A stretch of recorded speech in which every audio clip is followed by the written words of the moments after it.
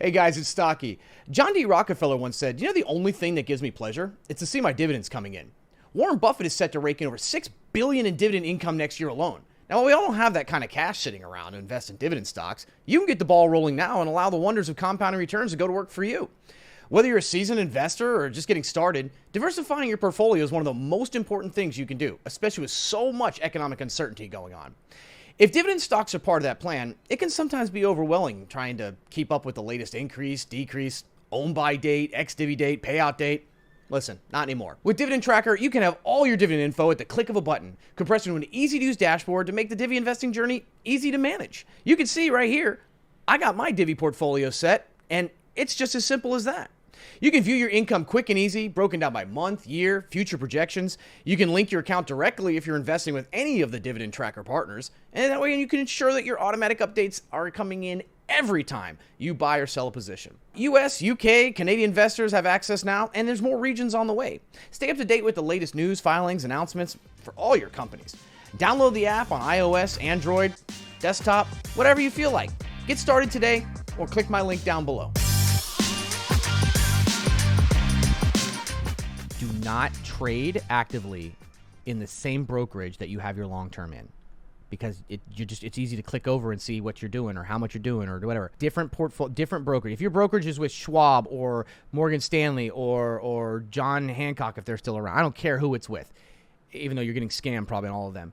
And that's where your long-term, your 401k and your IRA and all that shit is. When you open up another account, whether it's a trading account or a speculative investing account, separate brokerages. You cannot, because the worst thing you can do is look at your long-term portfolio on a day-to-day basis. It will drive you insane. It will make you think you're rich or poor, even though that's not real money. It's in equities, and it's a long-term, and you're going to make very bad decisions, okay?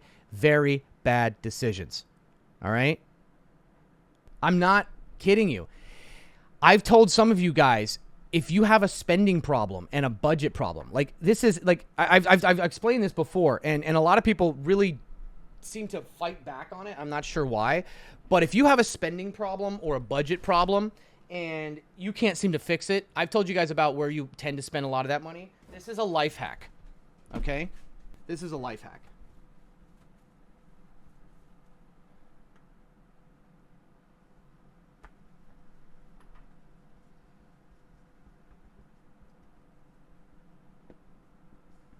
Okay.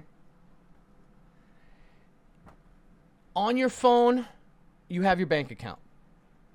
When you open up, it'll say your checking balance, your savings balance, credit card, right? If you have a spending problem, you need to take and fix this. Do not have a savings account in the same bank or the same app as your checking account. Because here's what happens. If your checking balance is 500 and your savings balance is 3,000, okay? Credit card doesn't matter. People live off credit cards. When you open up your bank account to see how much money you have you have $3,500. Psychologically, you have $3,500. When you go out and you want to go and you go somewhere and you might impulse buy, you start calculating how much that costs compared to the $3,500 you have. So if you want to buy something and it's $100, you start saying to yourself, well, I got $3,500. $100 ain't that much. Right? But it's a lot. And that savings should be in an emergency fund or should be invested or in a high yield savings making 5%, whatever. That's how you do it. You can't do this. You need to have only your checking here and then have another bank with another app with your high yield savings and your 3,000 here. And I'll tell you why. Because when you open up your first app, we're lazy as fuck. We don't open up both apps. When you're opening up your app to see how much spending money you have, and you see 500, you're not opening up your other one to see your savings, because that's your savings. You don't care. You're not spending it. It's gaining interest. You're focusing on how much you have. Did anything hit? Did any auto pays hit? Did I have any bills? Whatever. Now your brain knows that you have $500 in disposable income. All of a sudden, that $100 is 20% of your entire spending balance. You will oftentimes be more critical and make better decisions if psychologically that is a hell of a lot more money on a purchase than if you're looking at both. Right? So if you're looking and you open up the app and you're like, how much money do I have? And then you say, well, I also have 3,000. I have 3,500 total, whatever. I put on my credit. I have 500 total. It's a little mind trick for yourself. Same thing with your investing accounts.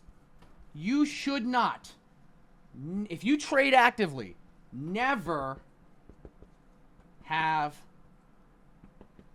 trading and investing in the same broker.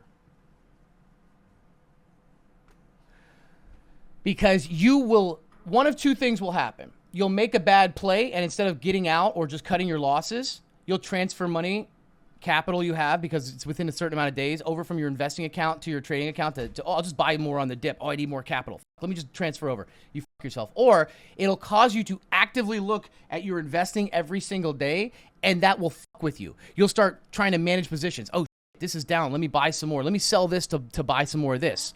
Or this one's right there. Or this one's up 25% this week. Let me sell it. Or this one's down 15%. Let me buy more. Next thing you know, you sell the one and it keeps going. The one you buy keeps falling. And you hate yourself. And now you're trying to figure.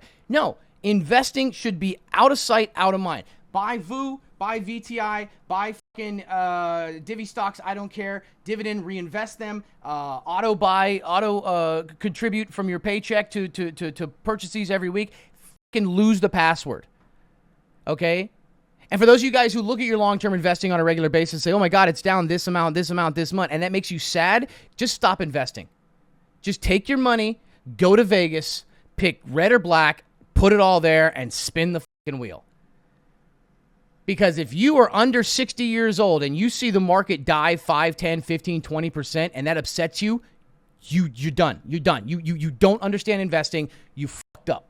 Okay? Gamble that away, because you're going to be better off with it just all of a sudden doubling, which means you'll lose it anyways, or it's all gone and you don't have to worry about it anymore.